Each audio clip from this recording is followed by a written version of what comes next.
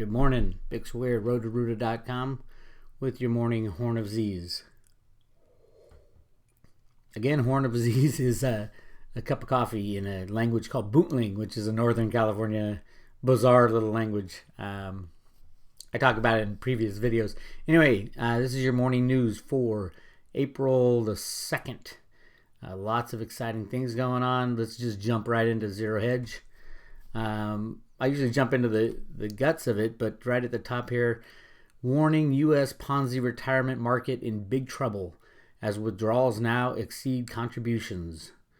The U.S. retirement market is in big trouble as annual benefits paid out are now larger than total contributions. If you look at any retirement plan, they're totally and completely dependent on two things. One is that people keep paying into it for the future because otherwise it would just collapse. And number two is a certain amount of return over time. And in retirement funds, they're usually required to invest in more safe type of assets like U.S. Treasuries. And with them paying zero, you have the implosion of the Ponzi scheme known as your retirement account. This is why it's so important to get all your retirement money out of the system into a self-directed IRA so you don't have to pay penalties and you don't have to pay taxes. And with that money, you can invest in physical silver that you can hold in your own possession, Bitcoin that you can hold in your own possession as well. And this is in your IRA. I know a lot of people can't get out of their 401k, that they're kind of stuck with their employer. Beg your employer. Your employer has the legal right to let you take it out. It's up to them. It's their choice. There's a lot of paperwork, so they never want to do it. But it's not illegal to withdraw from your 401k and then roll it over. But most companies won't let you do that because of all the reasons why it's like, why does the government charge taxes for early withdrawals? They know that if everybody withdrew their money and panicked, it's like the banks. If people panic and try to get their money out, the money's just not there. The stocks are not there. Your 401k company does not invest for you at all. They give money to a brokerage house that wheels and deals it to other people, and then hopefully they're both in business by the time you retire. So if you can get it out any way you can, do a rollover, self-directed IRA. Call Will Lair at Perpetual Assets, perpetualassets.com, and he'll walk you through the steps. If this is kind of beyond you, it's really pretty easy. Will's company does all the work for you. Anyway, moving on. First of all, yesterday was April Fool's Day, and there was a lot of I got a lot of emails about an April Fool's article that Ireland is giving all their citizens 1 ounce of gold, even if they don't live in Ireland, to protect them from the ravages of the Brexit and things like that. Everybody, people were emailing me saying, "Wow, this is true. This is so awesome. This will be so great for gold." It was an April Fool's Day article. No government around the world is that kind to their citizens, and that's smart to do. But it would have been great. And the more you read in it and you look at the names, they're made up Irish names. There's always a funny one, like patio furniture and things like that. But there was another one on Bitcoin. There was an article written that Bitcoin is saved. They've come to an agreement on the fork, and everybody is hugging and kissing, and it's 100% agreement. Blah blah blah. They're going to double the block size and get some of the SegWit stuff in, and none of that actually happened. I had a lot of emails on that. It's easy to do, and it would be great. The core programmers and the Bitcoin Unlimited programmers should be getting together right now for the looming banking implosion, to be ready to jump in and say, hey, we got Bitcoin. They might be doing that behind the scenes. Definitely, I think some of the higher ups behind Bitcoin Unlimited, getting ready to do some kind of fork, and it won't split off into two coins most likely. Probably just one coin, and then Bitcoin would be good to go as far as volume wise for individual transactions, that being cheap. So you can buy a cup of coffee with Bitcoin. You can buy a piece of bubble gum with Bitcoin. And that's the way Bitcoin's going to go. And I know the U.S. government has a lot of plans for Bitcoin, as well as the Chinese government has gigantic plans. That's the big one. That's 1.4 billion people using Bitcoin. Can you imagine? So yeah, get your cryptos, but still, number one is silver. There's a reason they rig silver lower and keep the price down.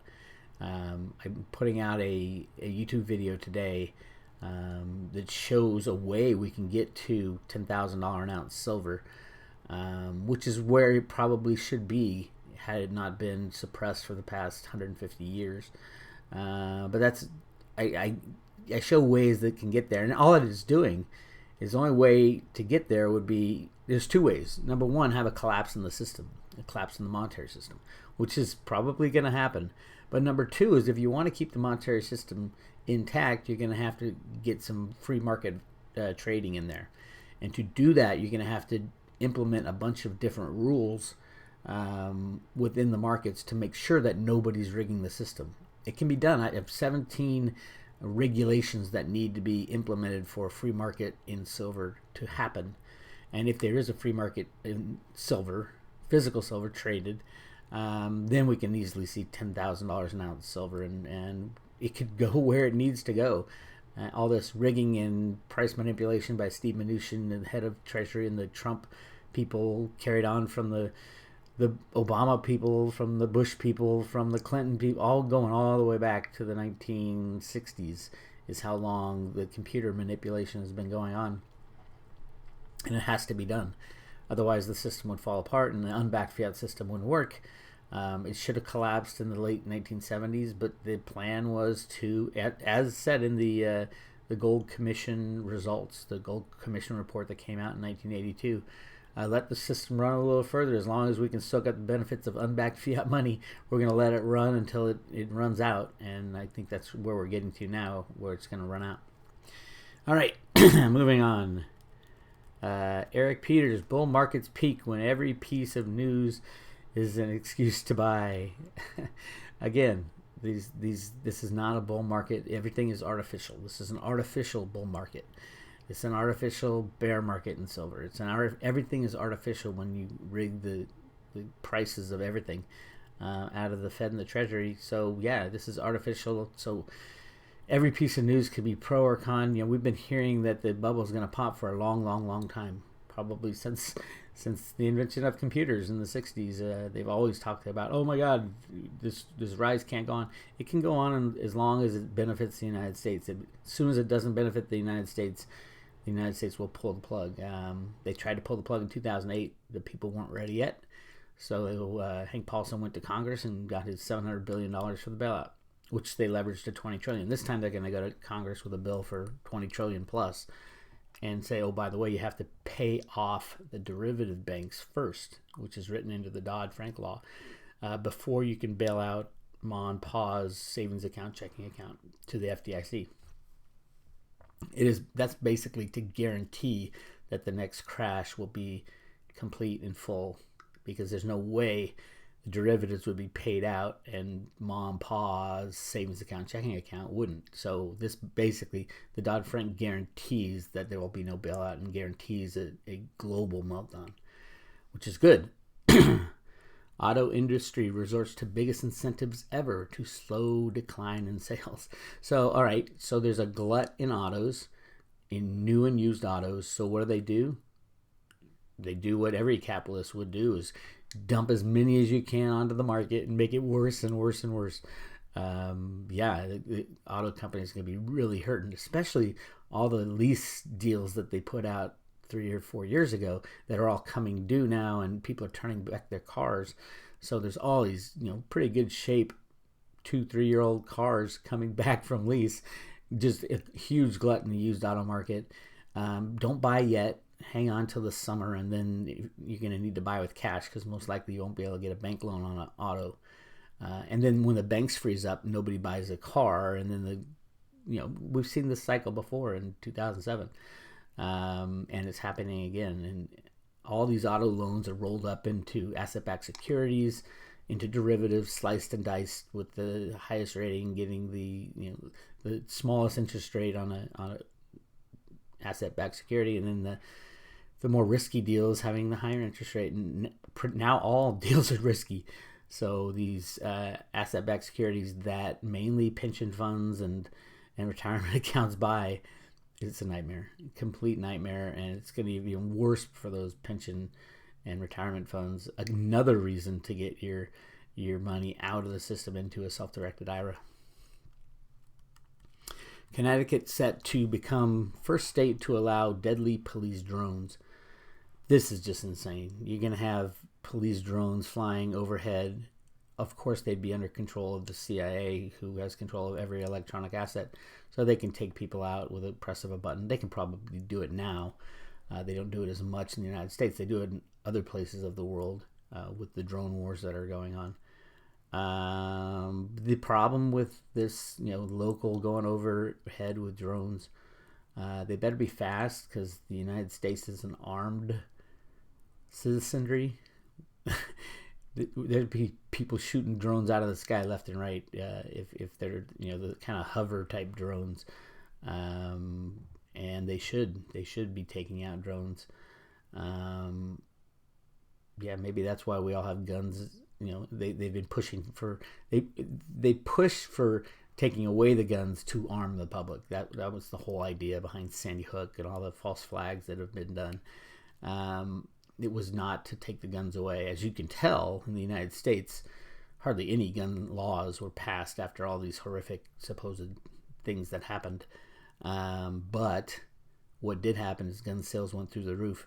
And believe it or not, with Trump in office, gun sales have plummeted because people aren't worried that they're going to take the guns away, so no one's running to their gun store to load up on guns. There will be. I think the Democrats have started because they didn't when Obama was running the show and scaring people that he's going to take away the guns. People, all the Republicans ran and got guns. So I think now it's the Democrats' turn to run and get guns, and let's see the gun sales go up again. But it's going to take some kind of a reverse false flag type of event. I don't even know what that would be. Does size matter? Visualizing the population of every country in bubbles. China and India are just unbelievable. I think India has 1.3 billion people. China has 1.4 billion people out of the 7.5 to 8 billion in the world. China and India. The United States has 320 million plus 10 million of illegal aliens. China and India blow away the United States, and they need stuff. They need food to feed their people. So they got a good running start over these past few years, past 10 to 15 years, where a lot of U.S. companies have built manufacturing plants over there and outsourced their customer service support. That was pretty big in India. But that'll all come back now. So they got the running start, and they'll nationalize all the factories over there in China when the U.S. defaults on its debt, which was always the plan. And hopefully China will be okay. They built ghost cities all over China, huge cities with nobody in them, because they know at some point the people will need a place to stay when the monetary system falls apart. They can fill those cities up, and they're good to go, ready to go. And even I think a vibrant economy will be very different in the future versus what it is now. When a lot of these technologies are released and humanity is released from this crazy debt that we have, which was in Cliff High's latest report, is that there will be a movement to forgive all debt, a debt jubilee. We've talked about it a lot in the past, but that would destroy the banking system, obviously, because it's all debt. All the banks, that's their bread and butter, is debt. It should be a really interesting summer. Speaking of interesting, if true, does not get much bigger. Trump tweets about very well-known Intel official behind the Trump masking. I don't know who it is. It could be Comey. It could be a lot of different people. Definitely high ups within the Obama administration have been orchestrating this. There was the woman who went on MSNBC and admitted to humanity that the Obama administration, people within it, were spying on Trump. And it's amazingly stupid that she went on national news and said, she was trying to gain the support of the Democrats who are watching MSNBC, and she admitted that they were spying on Trump and they were planned to let this information out if it didn't go out fast enough. Crazy stuff. I talked about it yesterday in the Horn of Zeese. But now, I mean, Trump's got all the goods. Like I said, there's going to be a lot of truth bombs that Trump drops. This is just one of the many truth bombs. Just wait till the pedophile truth bombs start dropping. That's going to be really scary for the United States of America. But it's something we have to do. We gotta drain the swamp and clean up all these bad things we did, including the manipulation of the markets. Because you can't make America great again. Like I said yesterday, you can't make America great again based on unsound practices, and unsound practices are market manipulation. It would be great if the CFTC actually stood up and did their job for once, instead of running cover for the market manipulators. Same with the SEC. All right, I don't even want to talk about Bill Maher. I'm not a fan. Blaming Russia for everything. It's amazing that the Russia meme, Russia. Obviously, that was what the Democrats' plan was: is to get Trump out by chipping away at his credibility due to his ties with Russia. Of course, the Clinton people and the Podestas and all that have much larger ties with Russia than anybody. And it's insane. Tony Podesta, John Podesta's brother, I mean, John Podesta took Russian money, and Tony Podesta is directly hired by a Russian bank. So that meme is falling apart, which is good. It'll give the problem though, in my mind, is that for Trump to release these big, truth bombs, he's got to have a reason. He's got to be kind of forced into it. He should be just releasing all the truth bombs and let's get on with the business. But what he's doing, he's trying to fix all these problems before fixing the biggest problems. And I think that's a huge mistake, because you can't make America great again. You can't make America great again on false markets, false information, false news reporting. You can if you take the system down first. And to take the system down, you just stop rigging the markets, and then everything falls down, and then you can rebuild it. Because if you don't, these problems are going to happen whether you like it or not. And it would suck for Trump to spend a year rebuilding America just to have the market crash and everything crash around it and take down all his work and destroy it. So I think it's good that Trump has to fight these wars, because it's getting out the truth bombs a little faster. But it all could end in a blink of an eye, either with Trump or with WikiLeaks. Still only like 1 or 2% of the Vault 7 information has been released, and they're bombshells that the CIA and other institutions are spying on our every single waking moment through these electronic devices. That's a big deal, completely against the Constitution. And why, all these big bombs are being dropped, and yet where's the law? I mean, where are the people getting arrested? Where's that the Obama hench girl, Evelyn, I forgot her last name, who basically admitted on CNBC that they were spying on the Trump people? Why isn't she in jail already? Why not? What's going on? Why isn't she in jail? It's clearly illegal what she just admitted to. So yeah, we'll see when all that happens.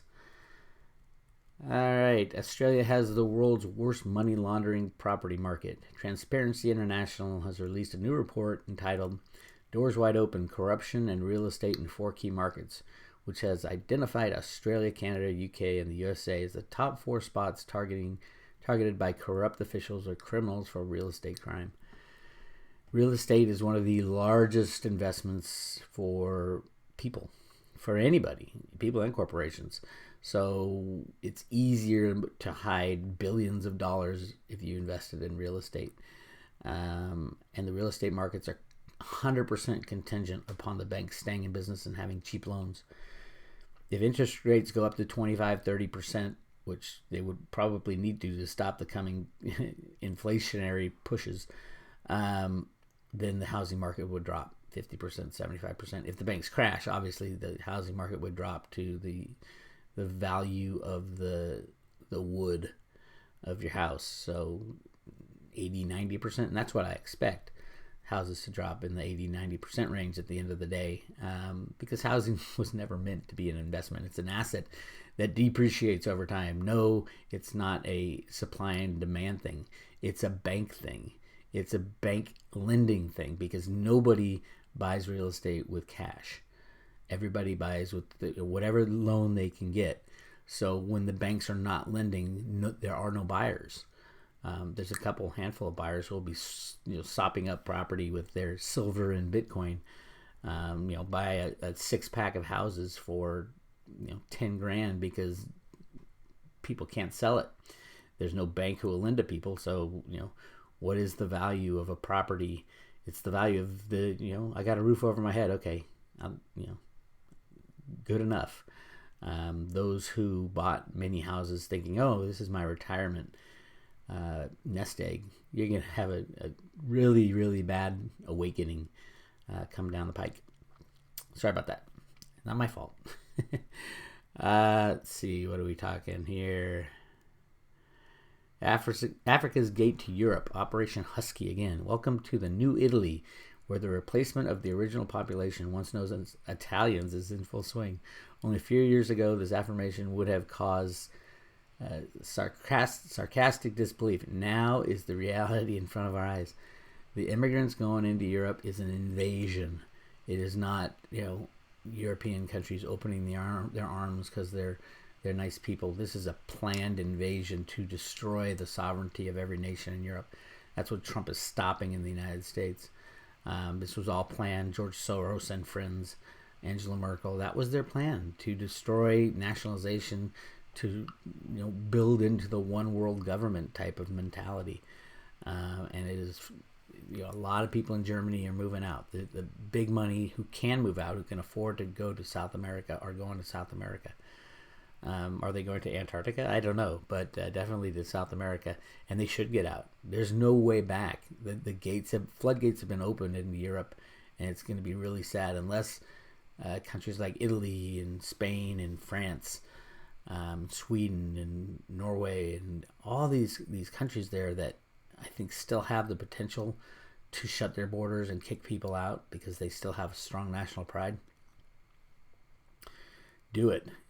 Make it happen. Hire, elect someone like Trump who doesn't care what, the liberal left thinks and talks about. He's going to shut our borders because he knows the bigger plan. The bigger plan is to destroy our national identity and to destroy culture within each country. And that was the entire plan of opening the borders to African nations. And there are people who need help. Life is tough. And I would say if these countries really want to help African people, help them in their own country. Have them stay where they are. And most likely they want to because that's what they know, and they know their own culture. They just need help. Help them by not bringing them into your country to destroy your country. Help them by giving them support, giving them food in their own country, and helping them get a job or build a business. And in every country there's something that needs to be done. And so if you really have a bleeding heart, and that's what they prey on, the powers that be, George Soros's and Merkel's of the world, the bleeding heart. How can we turn our backs on these people? You don't have to turn your back on them. You can help them thrive in their own country. Moving on, Mark Cuban is a leftist moron. I don't even think he means anything other than his mouth is out there and he's able to talk because he's got a lot of money and owns a sports team. But he has no idea what he's talking about, so I don't even look at that stuff. The EU is one big fatal flaw. Well, that was obvious from day one. In its present setting, the EU has no future, and more importantly, there is no mechanism available to change that setting. That is a fact. The EU was set up to fail, and the failure from the bad guys' perspective was the beginnings of the one world government.